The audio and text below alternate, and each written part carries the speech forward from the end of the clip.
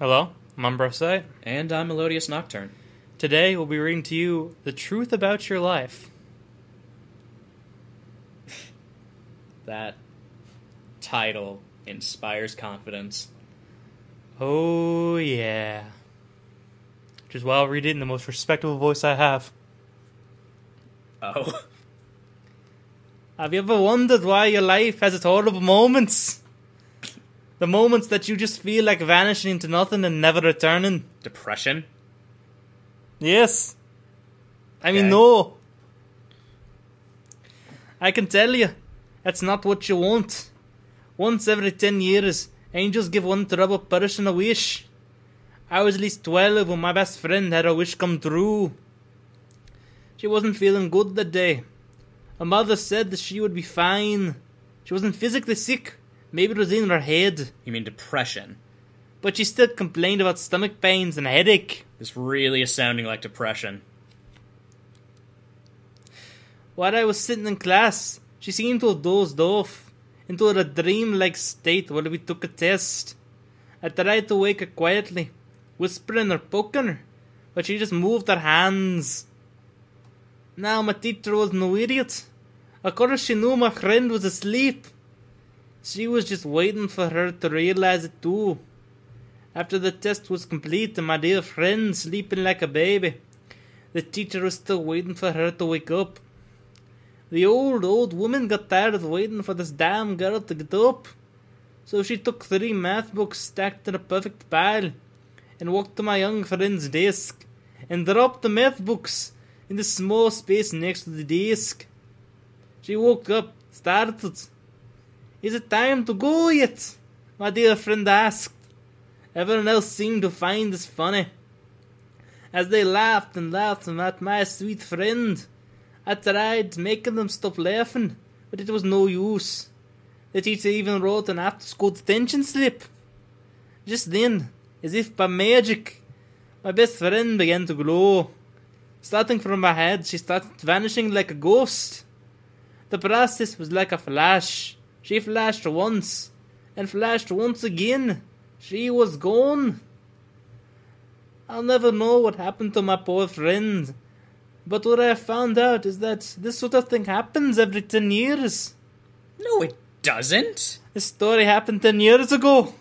Please, I beg you, don't let this happen to you or your friends. Please. Make sure they take their depression medication. Or angels will spirit them away. So basically, once every 10 years, angels pick one mentally troubled person and then grant them a wish. Except since they're mentally troubled, it does that. Angels are dicks. I mean... Yeah, I'm pretty sure that whole thing was just an allegory for depression and suicide, I'm not gonna lie. Pretty much. With 1 or 2 episodes of Shakugan no Shana under their belt, just to be safe. Yeah, that's about it, really. I mean, that literally seems like some sort of weird... Like, it seems like a commercial that would have gone along with that various depression medications that get advertised on TVs, like during the 80s or something, when there were weird commercials everywhere.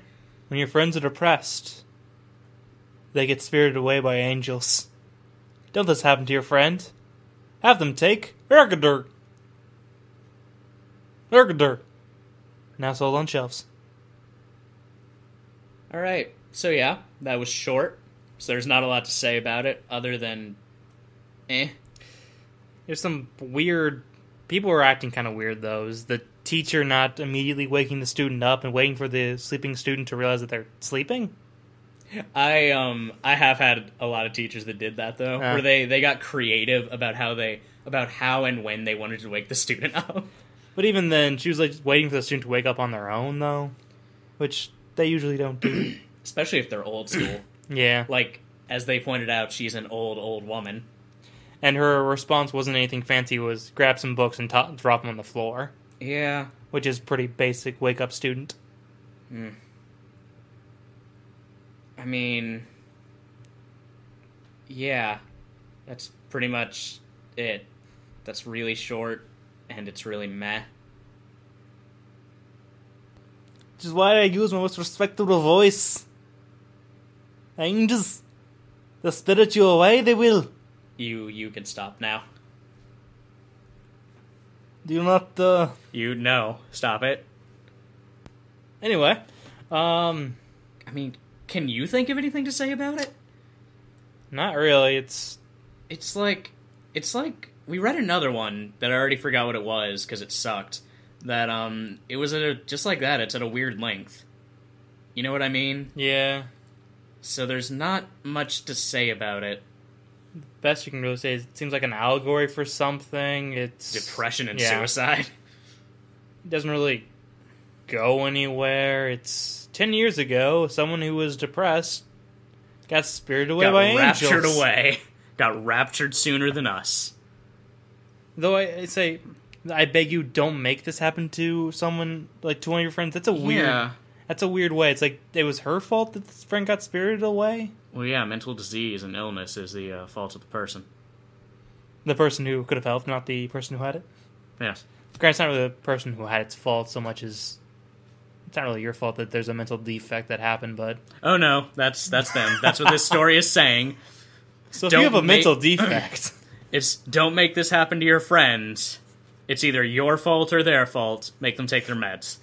By the way, speaking of meds, we have a really great deal tonight on take it, or you will be spirited away by angels.